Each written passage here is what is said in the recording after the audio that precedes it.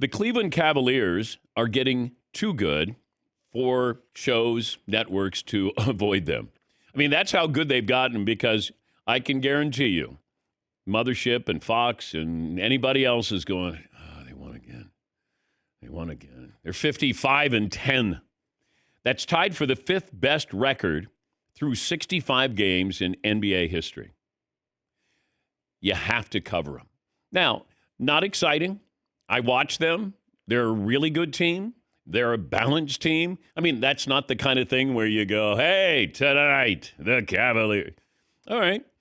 Hey, tune in for teamwork tonight. Watch the Cavaliers play both ends of the floor tonight on TNT.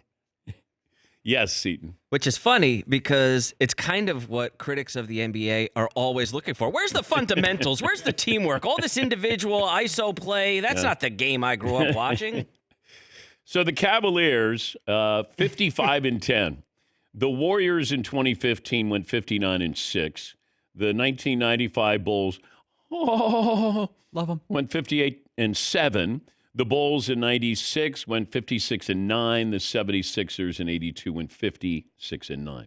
Those are the only teams who have had a better record through 65 games. And please don't do this. Please, if you're an analyst at a network or a radio show, don't say the following. Yeah, but what are they going to do in the postseason? This is about the regular season. If that's the case, do we go, yeah, Shai Gilgeous MVP, but what's he going to do in the postseason? This is about the regular season. It's like the Seattle Mariners won 116 games.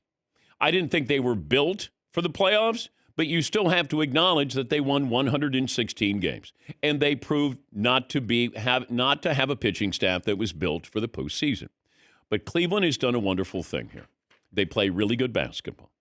It's not maybe your type of basketball, exciting basketball, flinging threes all over the place.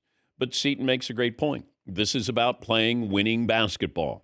That's not exciting. That's not going to get you clicks. That's not going to get you the featured game on TNT or the mothership. But the Cavaliers beat the Nets. They've won 15 in a row. First NBA team to have multiple winning streaks of 15 or more games in a season since the 06 Phoenix Suns. They're that good that you have to cover them, which is kind of interesting. But I enjoy watching them. If you're going to talk about Shai Gilgeous, you got to give him the MVP because he's playing on the team with the best record in the West. Then you have to have consideration for Donovan Mitchell. Donovan Mitchell is the best player on the team with the best record in the NBA. He's not going to win. He's probably going to get a ton of third-place votes. It'll be SGA, then it'll be Joker, and then it'll be Donovan Mitchell. Just be fair. Cover the sports. Just be fair occasionally and acknowledge some of these sports that they're not going to, make the headlines here. They're not a ratings draw, but our job is still to cover sports. We may go, once again, I was there for a couple of the Spurs NBA championships. And I can tell you there was an audible groan when, got to go to San Antonio again. You still saw one of the greatest teams in NBA history. I mean, with David and Tim, Manu, Tony, Sean Elliott, one of the greatest coaches in history, but it wasn't exciting. We'd rather see a team that is more exciting, not as good, and maybe they don't win a championship, but boy, they were fun to watch. Yes, Marvin. The crazy thing is the best offensive basketball I've ever seen played in my entire life, all 40 years of Marvin Prince's life, 2014 Spurs. When they mollywopped the Heat in 5 games, that is what basketball is supposed to be. And people are like, it's so boring. That's what you guys wanted. Just like Seton said earlier, you guys want all this teamwork, and then when people have teamwork, they're not exciting. They don't draw ratings. These guys don't shoot 63s, That's it. But, we've kind of gotten accustomed to that's exciting basketball or that's basketball, and that's not necessarily the case. Cleveland is a really good team. Really good team. And they'll have home court advantage. And let's see what they do when they, collide with the Boston Celtics. I mean, that's probably what it's going to come down to. Yes, Seton.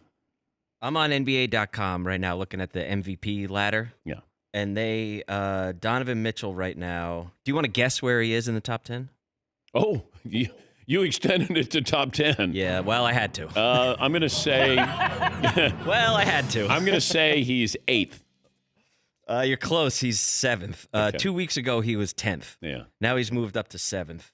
He is behind, let's see, starting at 1, Shai Gilgeous-Alexander, Nikola Jokic, Giannis, Jason Tatum, LeBron James is at 5, Jalen Brunson, and then Donovan Mitchell. Okay.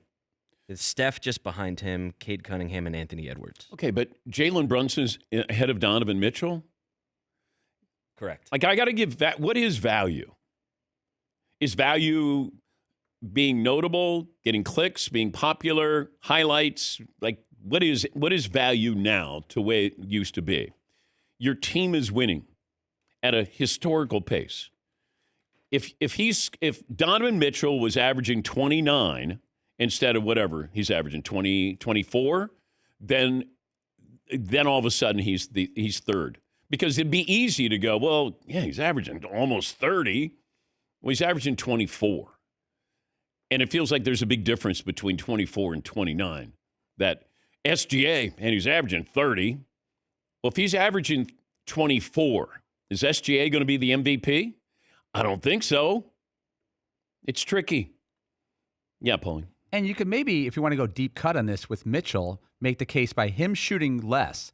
3 years ago, he took 21 shots a game. He's down to 18.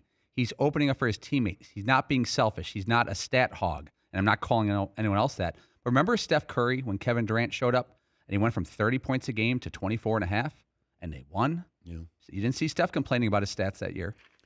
Yeah, there's value in certain things that you do. D. Wade letting LeBron think the Heat was his team. There's value in that. LeBron is showing value with what he's doing with Luka right now. I mean, there's a lot of ways to equate value. And this isn't to diminish what SGA has done. He's going to be the MVP. He's been wonderfully consistent this year.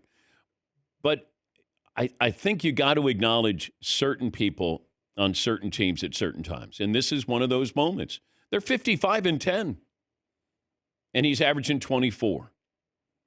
And I probably guarantee you that there's a lot of people who haven't watched an entire Cleveland Cavalier game. And they're going to be voting on these things. It's like the Heisman. But, there's a lot of people who vote on the Heisman. We tend to vote on highlights. Well, if you're voting on highlights, Donovan Mitchell's probably not going to get a lot of love there. SGA does, but he's just so good. He is unstoppable. He truly is. He can get to the hoop on anybody. Yes, Marvin. If this was Utah Donovan Mitchell, he's got some highlights. Yeah, that's fair. But the Cavaliers are that good. 15 consecutive wins.